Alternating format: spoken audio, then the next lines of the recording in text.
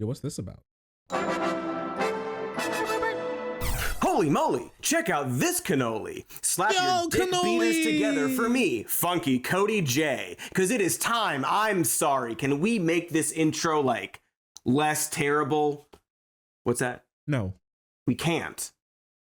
Because you think it's funny that I'm embarrassed? Wow, great. Thanks, Mom. I don't know why I even have an earpiece that's directly connected to your voice constantly.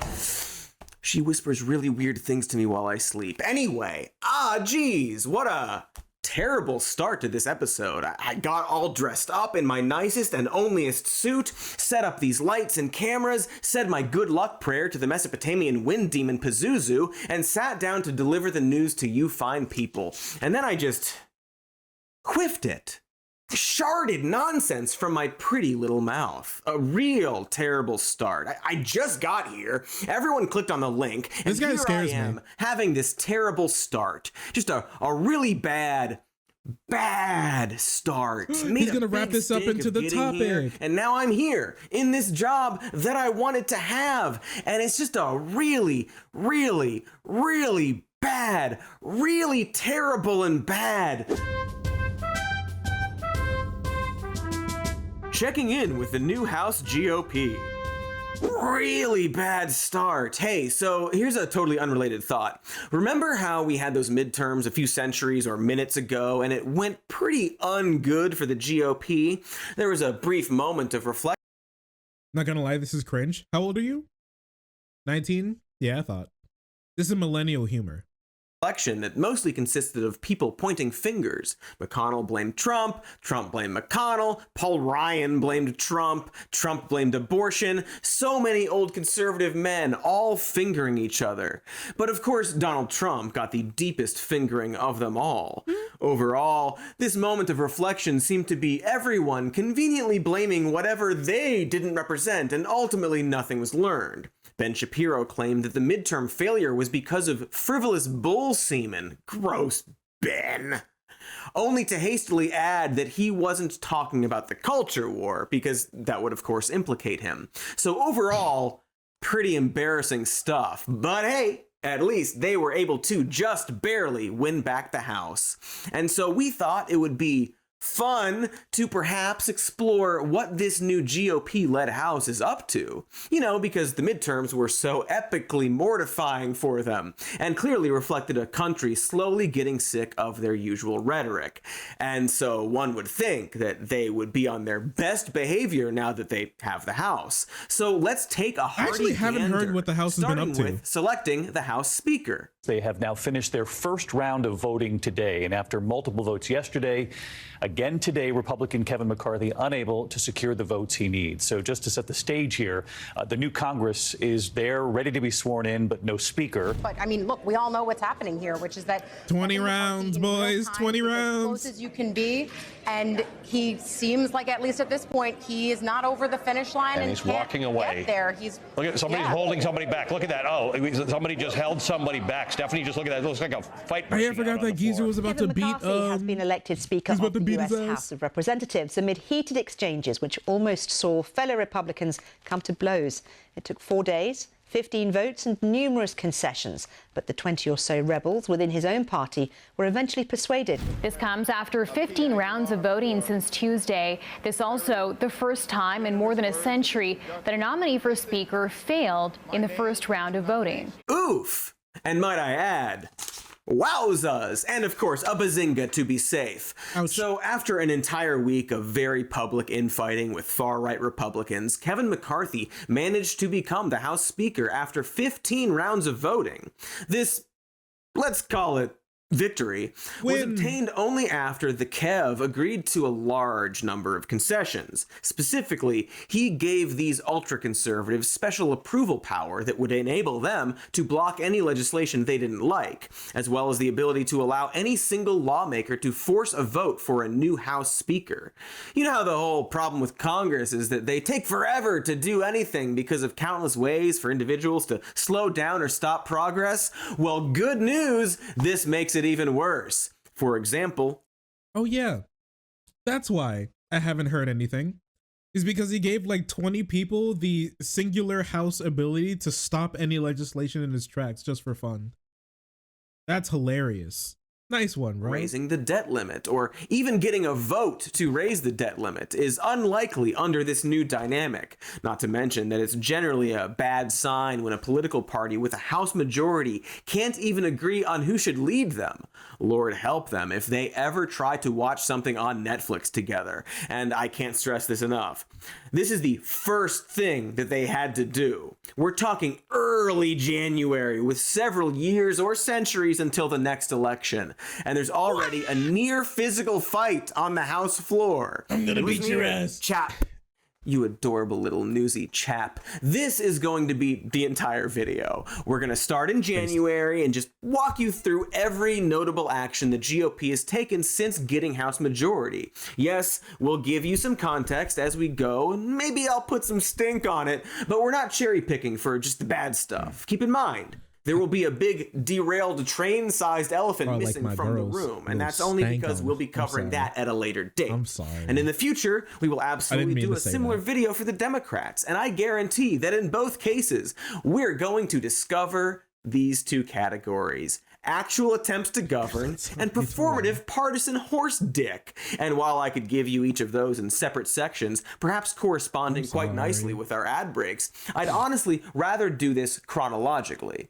I think it's a better, more visceral experience for maximum sadism, because I, Funky Cody J, enjoy hurting you. You're like the Anastasia Steele to my Mr. Gray. And yes, that character's name was Anastasia Steele. And yes, I'm telling you that because I want to hurt you. Put up our first month. Oh, it's Scamuary. January, the first month. Oh yeah, solid month. It's honestly, if he wasn't such millennial build, if he was like younger millennial build, I think he should have done a Majora's Mask dawn of the first month. That's what I think he should have done. That's just me though. That's where you put a little gamer stank on it, you know, a little gamer grease on it. Got that J at the beginning because it's hooking you into the rest of the year. And on J the 9th, Mr. Earl Leroy Buddy Carter, representative for Georgia's 1st Congressional District, introduced something called the Fair Tax Act. What the Fair Tax Act would essentially do is two main things: eliminate the IRS and by extension all taxes on income, payroll, and estates, and in its place create a blanket 23% sales tax on all items. Although according to tax I forgot about perverts, that number would be closer to 30%. Now, I'm going to be fair and or balanced and say that there are places online where you can see the predicted benefits of such a plan. Here's one of them, Wikipedia's, for example, which points out that 80 economists signed a petition saying this would boost our economy. Of course, that wiki is only as good as its citations. And in fact, according to other experts, what we're really looking at here is a clever way to punish lower and middle class Americans while giving the wealthy massive tax cuts. You don't really need to consult a gross book learner to realize that a huge sales tax is going to most affect the people struggling to afford stuff. While when AI glasses come through, this is gonna be real. This is gonna be so real. And then a car comes and then hits you right in the face. Ugh! Man, I'm so glad I get to watch my video. Then you get plowed. How sad. Favoring the wealthy. We actually did a whole video about how being poor is more expensive than being wealthy, and I will sum it up by saying that lower income groups tend to have to buy things a lot more frequently and with a larger percentage of their income. And so this Fair Tax Act isn't actually fair at all, really. This was also pointed out by a researcher at the Tax Policy Center, which in fairness was once deemed propaganda by the Wall Street Journal's editorial board, which in even more fairness, is also against the Fair Tax Act. As they explain, this is all dependent on repealing the 16th Amendment that gives Congress the right to tax incomes, which almost certainly won't happen. To repeal any amendment, for example, just to pick one at random, the second one, whatever that is. You'd have to create a new amendment. For that to pass, you then need a 2/3 majority vote in both the House and the Senate.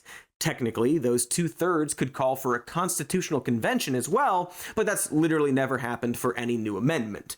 Either way, you need at least 34 states to agree to it, and that's quite hard, especially when the country it's very divided right now. I don't know if you've noticed, divided nation, it's a problem. And it should be noted that those economists who signed that petition did so assuming that the 16th Amendment would be repealed. We ourselves have done a video about what a mess the IRS is, but as the Wall Street Journal also points out, this act would simply replace the IRS with not one, but two new bureaucratic entities called the Sales Tax Bureau and Excise Tax Bureau that would no doubt become underfunded and corrupt.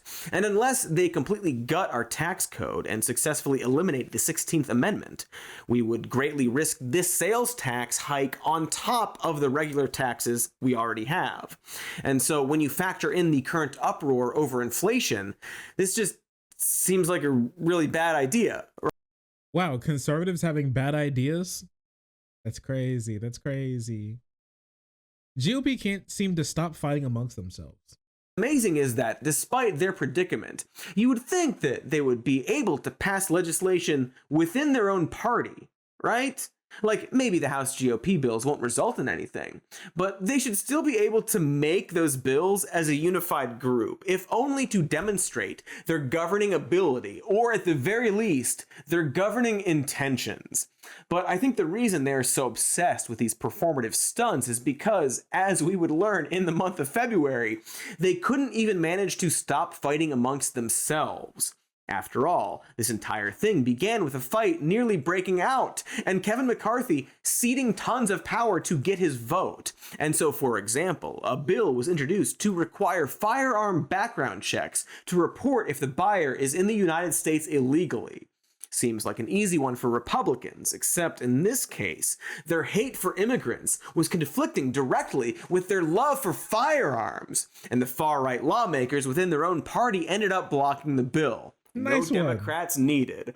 It would happen again, this time with an immigration bill that the more mainstream GOP feared went too far and would end all asylum. Remember, border security was a big deal for Republicans during the midterms. They all ran on it, so you'd think they could at least do something performative to show that they are trying.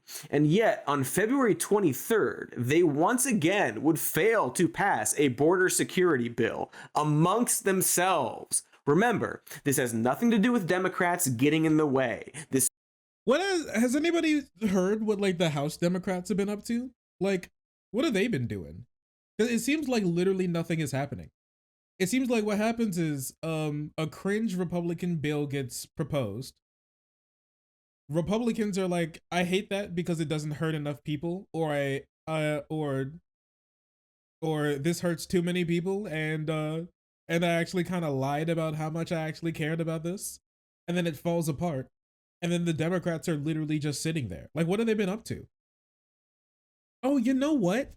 They've been up to so little. I've heard a lot of them have just been going back to their states and just been chilling. You five me? So like, I know, what's her name? Ilhan Omar. Like she's been hanging out in Minnesota and just been like, Minnesota recently just passed a universal free school lunch program. And she was like, I'm so glad this happened because literally nothing else is going on in the country. Oh yeah, AOC grilled a couple tech representatives. There's been some like committee stuff that happened. But besides that, it's just like, I don't know, nothing's been going on. I was wondering why I haven't been hearing anything. It seemed like Republicans are so divided that they can't even like agree on how much they want to hurt minorities. Which honestly is crazy. squarely comes down to the so-called rhinos representing the establishment conservatives and the MAGA Republicans who refuse to cede any ground. It's like if a group of bank robbers took turns taking each other hostage. Also, in late F is when McCarthy released the January 6th tapes exclusively to Tucker Carlson, which sure feels like part of some kind of ransom deal. It's fun how he's trying to claim he's doing this because the footage, quote, belongs to the American public, as if Tuckums is going to impartially pass on the tapes in the pursuit of truth, which he did not. Terrible government we have. Republicans push back on Tucker Carlson's claims about the January 6th assault. Just a lie. That's a lie. I give Tucker Carlson as our voice. He'll tell it how it is. You give him this stuff, he lies. Wait a second. Who could have seen this coming? That is my entire point. This is all very pathetic and sad is my additional point. So that's the timeline. But luckily for you, there's more show. And after the break, we're going to zoom out to the larger GOP and look at this internal battle that's going on. Perhaps look at the Senate while we're here, you know, if we're feeling a little naughty. Which we stay tuned to find out if we are or aren't. Thank you, Cody. Thank you, Cody. We'll probably watch some more of that next stream. I have realized that I am now incredibly tired. Little Cody Shody. Thank you, Cody. Very cool. Oh, sorry, I didn't see you there. If you're enjoying the content, hit the subscribe button. If you don't, it'll make Boo very sad. I know a bunch of you who are watching are not subscribed. Join the frenzy. You won't regret it. Thank you, Boo.